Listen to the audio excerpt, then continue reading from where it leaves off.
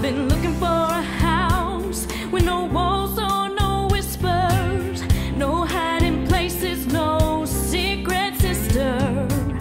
Been looking for a house that won't shelter a lie, no tear-stained past or reason to cry. I wanna live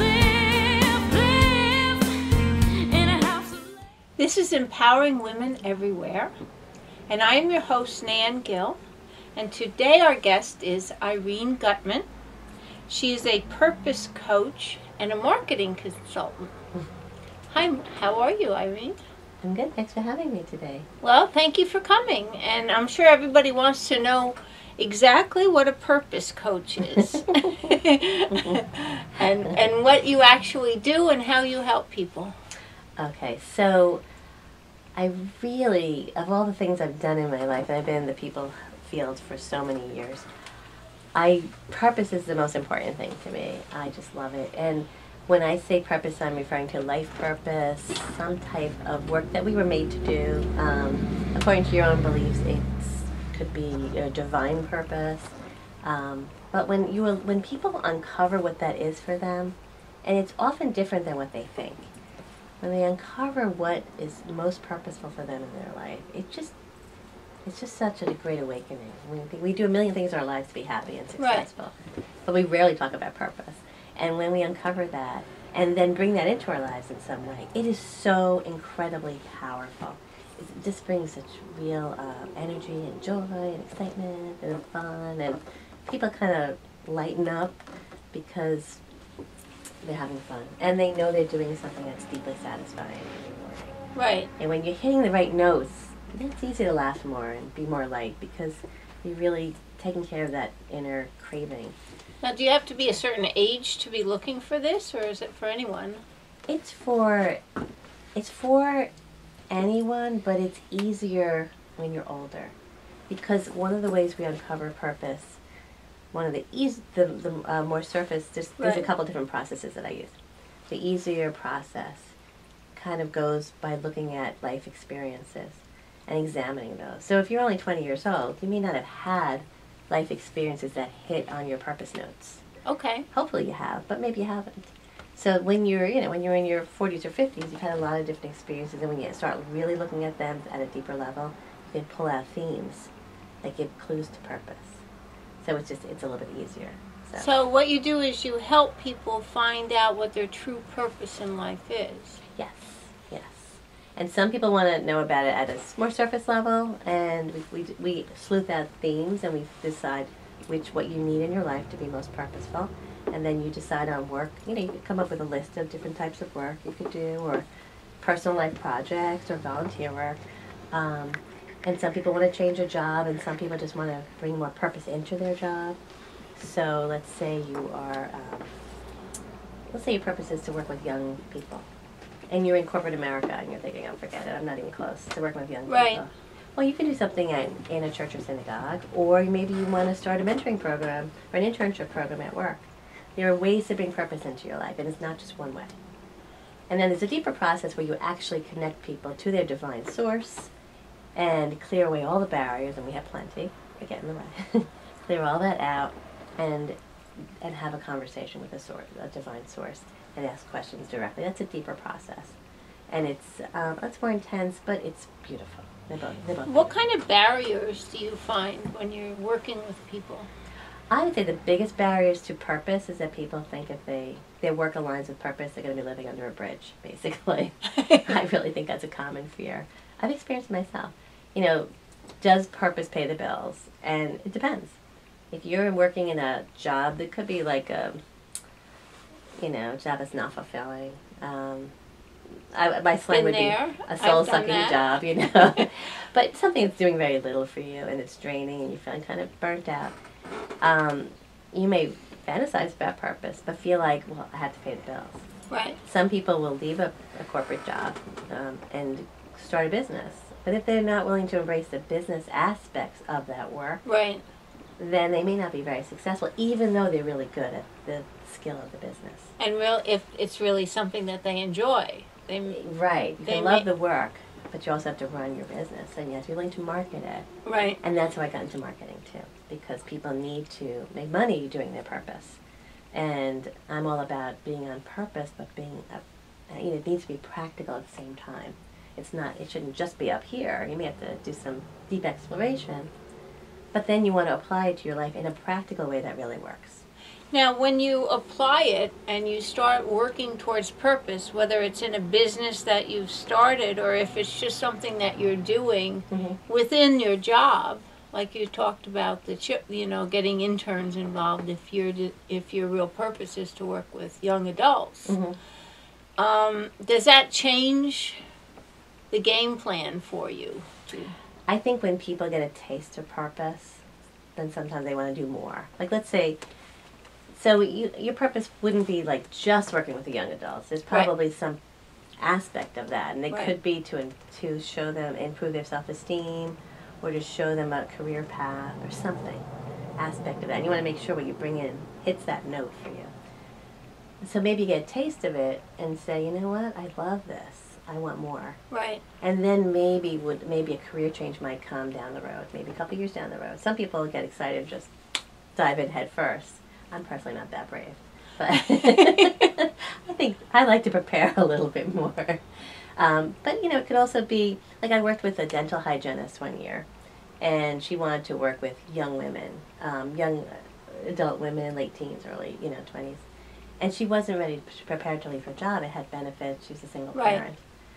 But there are opportunities around. We go to a very dynamic church. You can get involved in a ministry that connects you to that purpose. There's so many ways to bring purpose in your life if you know what you're looking for. Right. And most people don't know what they're looking for. So basically, you help them find what they're looking for. Yes.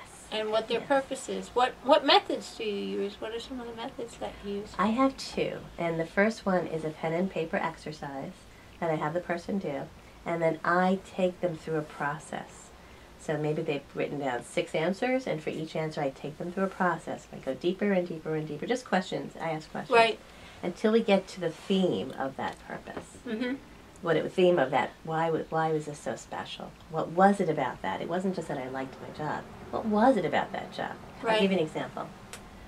So 3 teachers can have 3 different purposes. Right. One of them is to impart knowledge. Now their excitement might come from giving a certain child a certain book to impart knowledge, maybe extracurricular, that he or she might like.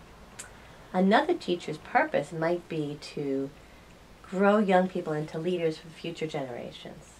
So they might be doing student government, or mock Congress, or something that training leaders, something, peer mentors or something. And another person's purpose might be to raise self-esteem. So that teacher's going to have that radar for those kids. That need it. And maybe give them a little extra attention, or maybe a job, Years ago would have been having the kids stay after to clean up the blackboard. That's just a cliche. But reaching out to somebody in some way. Same job. Right. Same job. Different purposes. It looks different. Now, how did you decide that this is what your purpose was? I was a social worker in my 20s and early 30s. And I loved the field. But what frustrated me was that, people come to counseling in pain. And, you work with them, you see things getting better. And then things start getting good.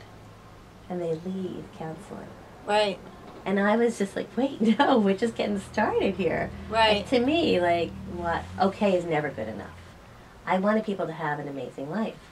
And I didn't know what coaching was. So when I heard about the field of coaching, I had babies. I wasn't working very much at the time. I was working a few hours in a counseling agency, and I heard about coaching. I didn't know what it was at first. I was very skeptical. When I finally understood what coaching was, that it's really forward-thinking, creating an amazing life. It's all about the possibilities that you create for yourself and getting out of your own way to do that. I was thrilled because that was the answer.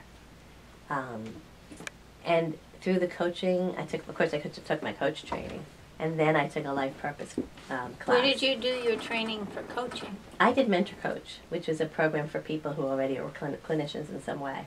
You had to kind of take your counseling skills and kind of change them a little bit for coaching. Okay. And then I took True Purpose training, Tim Kelly, and I use his model for my purpose work. Uh-huh. And of course, my purpose is to help people find their purpose. But it's not just to help them find it. It's to help them find it and get started down their path Right. in applying it. And when they're strong enough that the dream's not going to die, then I'm finished. Because I remember in class we were talking about either the washing machine or the dryer. And I wanted to be both. But it turns out I'm just a washing machine. So I get people started. So what does that mean? It means I get them started by finding their purpose, Uh-huh. and I get them started on their path. When they're going to be fine, my work is done.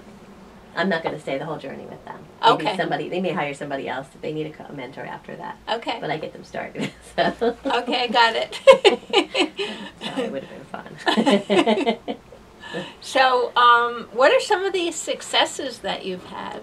Well, in my work, Yeah. a lot of my clients are entrepreneurs.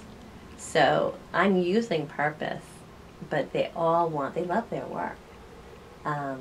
Sometimes entrepreneurs are not aligned with their purpose, and you need to kind of help them with that. Right. Their business is getting flat, it's not going well, they don't know why. But I find often my clients love their work, but they're anxious about money because, you can't just hang out a shingle. You really need to have enough clients to pay your bills. Right. So I often will do some purpose work with them Mm-hmm. and take their purpose in that business Right. and bring that into their marketing and teach them how to market and write copy with them and teach them what to say and what to do so that they can bring in enough clients so they can enjoy this business that they started. Because there's so many stressed out entrepreneurs. It's just not, it's a shame. It really You is. can either be stressed out or not. If you're an Right. entrepreneur, that's a choice. It's a choice. It is true, but it's a lot easier to make that choice when the money's coming in and you're paying the mortgage. So, Right. Definitely, definitely. So you work mostly with entrepreneurs. Yes. Now I decided this is my own purpose journey. I was working with all entrepreneurs, Right. and I decided that wasn't purposeful enough for me. I wanted to work with some people who are not entrepreneurs. Right. But this is very recent. So I got in touch with my insides, and I said, you know what? I need to help people who are also not entrepreneurs. They may never be entrepreneurs, and I'm going to help them find their purpose. So I'm just working my own marketing to do that now and telling people about that. Uh-huh. And it's been really exciting for me because when you're heading towards your purpose, there's just so much more peace and energy and excitement. And as much as I love working with entrepreneurs, I felt like I still had to help other people as well. Right. So I worked with a 25-year-old brilliant young woman. I knew her when she was a young child, and I met her mom, and she said she doesn't know what she wants to do. And she had 2 great job opportunities. And she and I went through the process, and she chose one of her job opportunities, the one that would bring her more purpose in her work. Right. And that was very exciting for me. I can imagine. I loved that. Yeah. And she's brilliant. She could have stayed in her field and made a fortune, but she wasn't satisfied. Well, it's knew- very hard to wake up in the morning and go somewhere where you don't feel you're really needed, or you're not making a difference, or you're not expressing the reason why you're here. Yes. Yes. I mean, look at your show. What would you say the purpose is of this show? So many great people that are doing so many great things. So let's talk about that. Let's find out what they're doing, and then we can see whether or not it may be, helpful to what I'm doing, Mm-hmm. and bring everybody together. And of everything you just said to me, what's the part that lights you up the most? I think just basically, getting the word out about these great people that are doing so much amazing work. I mean, I find out about all this. If I didn't do this show, I wouldn't know about half the things that are happening. And then the challenge is always to get people to know that the shows are available online. Mm-hmm. That they can just go to empoweringwomeneverywhere.tv and all the resumes are up there. They can just go down and see maybe there's something that they need they can help. Mm-hmm. It can help them. And then they can also look and see, hey, this would be really fun. I would like to get involved and help people doing this. That's And they can wonderful. volunteer. Like they can get involved with safe homes. Mm-hmm. you know, some people may want to help women that or men that are battered or something like that. They can get involved and get in groups where they have other people of similar desires and purpose working together to make a difference. That's amazing. That's so. Is that's somebody's purpose and they're doing that? Right. It's got to feel amazing. And for other people, it might be torture. But for the people it's meant, you know, who's aligned with that, Right. that's got to be so fulfilling. I mean, really, it's so important. We have a new movie that's coming out.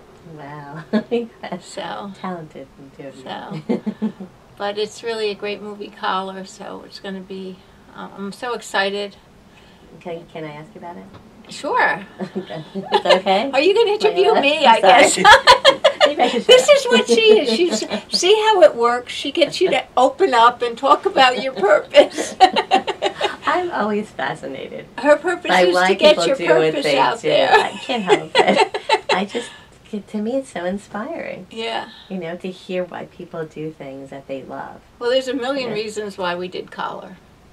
Okay, the first one was because independent artists need to have an avenue of expression that they're not going to get ripped off in. So that was the first real reason why we started the movie. Wait, I don't know the basics, so I'm not following you yet. Okay, David wrote a screenplay 10 years ago. It was called Collar. It was actually called Blue Collar, but somebody took that name.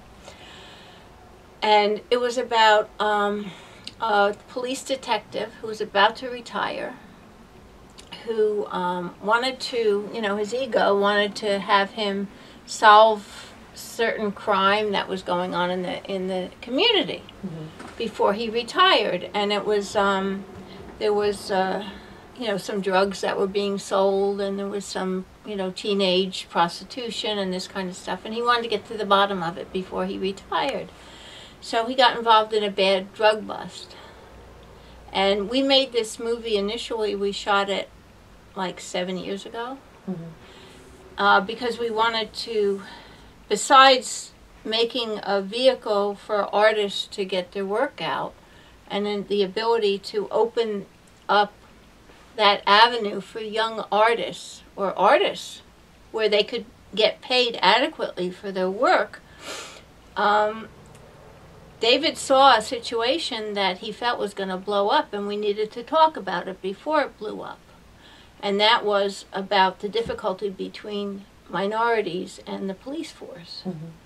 So the movie takes a look at both sides, the police side and the, you know, the community side.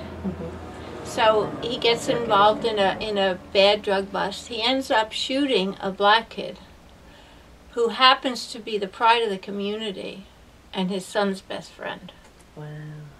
So the movie was, and it's all about, you know, community and coming together and what each side is going through. So it's not a movie that brings the sides apart. It's a movie that shows the humanness of each side and working together to possibly work through it. So, but it's, you can't have a movie without it being engaging. So it's like an action drama. So this weekend, matter of fact, we're going to go to see the person to do the color correction, the surround sound. So we could not get a distributor.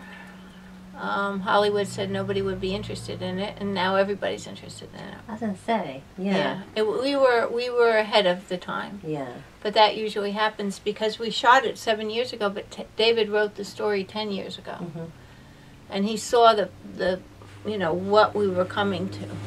So we wanted to make it so that it was a possibility that people could look at the avenue that they were heading on and possibly, you know, divert it before Trayvon Martin, before, you know.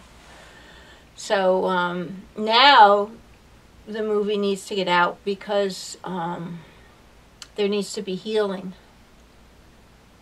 Yeah. And to prevent community. more, you know, to prevent more things from happening. Exactly. It's still not, yeah. So it's been a long haul. Wow. But we're almost To there. talk about purpose, though. Yeah. So that's, you know, a very powerful purpose. Yeah. So we're, you know, we're dealing with that. And then, you know, there's a lot of other things that we're working on to, because the thing that really is upsetting for us is when people who are artists that have a lot to offer, that are actors, that are actresses, that are working behind the scenes, that are doing things, are not getting paid for what they do. And they're being taken advantage of by certain aspects of people that have money. And the thought is, oh, I have money, so why should I bother paying you, you know? I mean, if you want to be on stage and you want to be doing this, you know, isn't it enough that you get the opportunity to act? And it's not enough. No, it's not. No. People should get paid for what they do. Well, yeah, because then they end up in jobs that they're not aligned with their purpose, and they're in jobs that save money and security. Right, and they're doing waitresses, waiters, they're doing, and they're not making the money that they need to make to support their families because they have the passion to act. And they're being taken advantage of, so we don't want to see that happen. So there's a lot of purpose over here.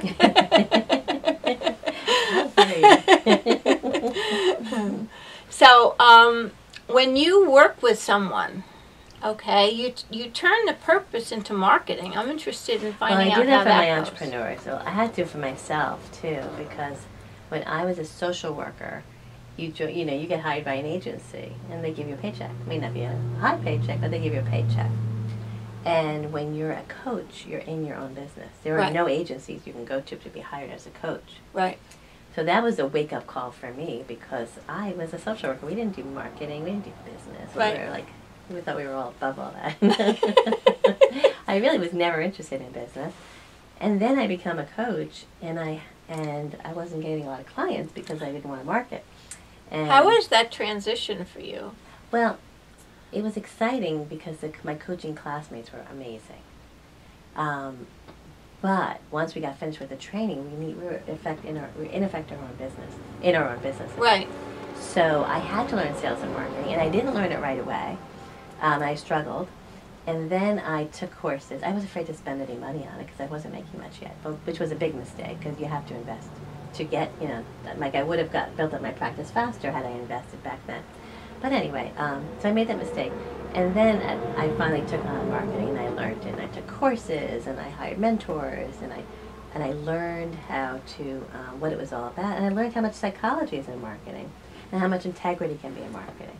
So then I worked with I think one of the best copywriters in the country, and he gave me a whole system, and I started using his system with my clients, but I put my purpose in psychology into the system. Okay. So it goes deeper.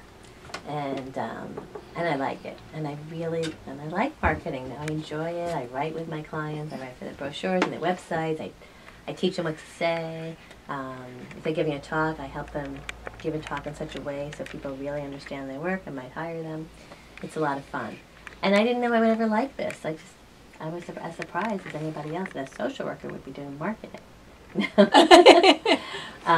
I like it as long as the person is passionate about their work. Right. I can market them. Right. And I can write with them. I like to write with my clients rather than doing it just for them, because then it gets inside of them. Right. It's always important that the owner, you know what to say. Right. So that's how I got into all the marketing, because every client wanted more clients. Now once they get more clients, like I have clients now who are just exploding in business. They've done some really good things in terms of marketing and sales, but now I'm helping them manage that growth. Okay. But the first thing people want is that busyness. You know, they may be a little stressed out when they're really busy, but they want that first, because at least they can pay their bills. Right. And when you know you can pay the bills, then you're not thinking, oh, should I go back to work for somebody else, or shouldn't I? You're like, no, I'm in this. Yeah. And entrepreneurs who are doing well just radiate. They're happy people. Oh, yeah. Really happy people. Well, if you are really working in your purpose, you're happy. Mm-hmm. If you're spending time doing something that you're not happy about doing, I mean, why get up in the morning? Mm-hmm. And you have to pay your bills, and then it becomes a grind. Exactly. So if you have your purpose, even if you are in a grind, if you're doing things that are purposeful in your time off, you can still have the joy of life. It can help with some of the other things. You know, it depends how much, you Right. know, how much purpose you're looking for in that moment.